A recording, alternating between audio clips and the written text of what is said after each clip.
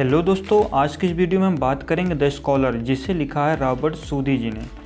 देखिए, इस पोयम में उन्होंने अपने आप को एक विद्वान माना है और वे एक विद्वान की तरह, जिसमें उनका इंटरेस्ट हो, अनइंटरेस्ट हो, आशा हो तथा उन्हीं के जैसे स्वप्नों का वर्णन किया है। तो आइए हम इस चैप्टर का डिटेल में अर्थ देख लेते हैं। My days among the dead are past. Dead मतलब मरे हुए, आर पास्ट, पास्ट मतलब भूतकाल में। कह रहा है इस लाइन में कि my days among the dead are past, मेरा दिन मृत विद्वान लेखकों के पुस्तकों के अध्ययन में व्यतीत होता है। अराउंड मी, मेरे चारों तरफ, आई बिहेल्ड, कह रहा है कि जहाँ तक मैं देखता हूँ, wherever these casual eyes are cast, और जहाँ तक मेरी आकस्मिक दृष्टि पड़ती है। कैजुअल आइज यानी आकस्मिक दृष्टि, कास्ट मतलब दिखाई देना, पड़ना। अराउंड मी, मेरे चारों तरफ, आई बिहोल्ड, जहाँ तक मैं देखता हूँ, या wherever these casual eyes are cast, या जहाँ तक मेरी ये आकस्मिक दृष्टि पड़ती है, the mighty minds of old, मैं उन्हीं मृत विद्वान लेखकों के पुस्तकों को ही पाता हूँ। My never failing friends they are, वे मेरे सबसे अच्छे मित्र हैं। नेवर फेलिंग यानी कभी असफल होने वाले मित्र नहीं हैं, यानी कि वे मेरे सबसे अच्छे मित्र हैं। With whom I converse day by day, जिनसे मैं दिन प्रतिदिन वार्तालाप करता हूँ। अर्थात मैं उन मृत विद्वान लेखकों की पुस्तकों का अध्ययन दिन प्रतिदिन करता हूँ या हमेशा करता हूँ। अर्थात यहाँ पर पोएट कहना चाहता है कि मैं उन मृत विद्वान लेखकों का इतना ऋणी हूँ कि मैं उनकी किताबों का जब अध्ययन करता हूँ तो मैं बहुत ही कृतज्ञता का अनुभव करता हूँ। मुझे ऐसा महसूस होता है कि मैं उनके रचना का कितना ऋणी हूँ।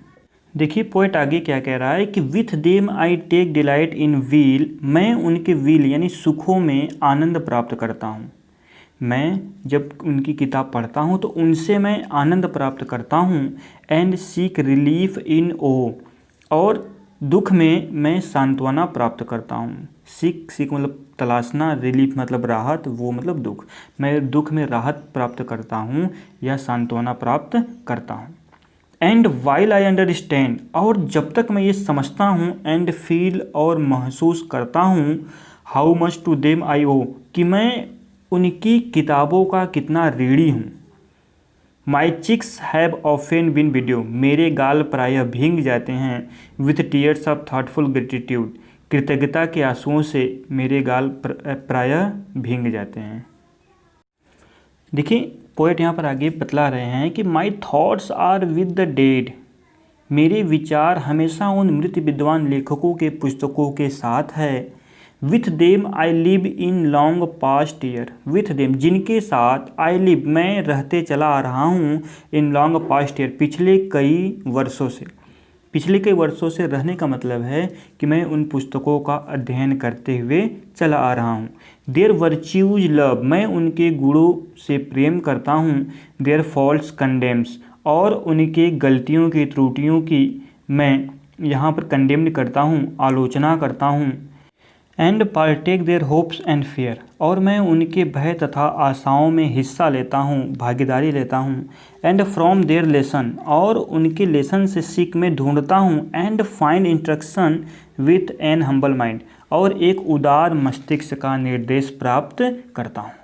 यानी उनके लेसन से, उनकी शिक्षाओं से मैं विनम्रता के साथ साथ एक, या उदार मस्तिष्क के साथ साथ एक अच्छे निर्देश को भी प्राप्त करता हूँ या ग्रहण करता हूँ।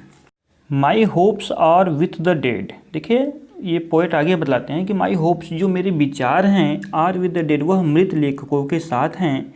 एनन, शीघ्र ही, my place with them will be, मेरा भी स्थान उनके साथ होगा। देखिए आप ये कल्पना कर रहे हैं, ये स्वप्न देख रहे हैं कि मैं भी एक विद्वान लेखक बनूंगा और मेरा भी जो प्लेस है, स्थान है, वह एक दिन उनके साथ होगा। And I will with them shall travel on through all futurity, और भविष्य में या संपूर्ण भविष्य में मैं उनके साथ ही अपना दिन बिताऊंगा। कहने का मतलब है कि मेरा नाम भी उनके साथ ही लिया जाएगा।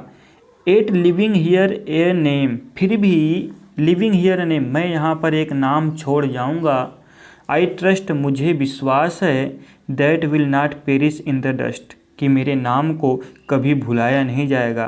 पेरिश मतलब होता है मिलाना, इन द डस्ट, डस्ट मतलब होता है धूल मिट्टी में। कहते कि मेरे नाम को कभी भी धूल मिट्टी में मिलाया नहीं जाएगा या कभी भी भुलाया नहीं जाएगा।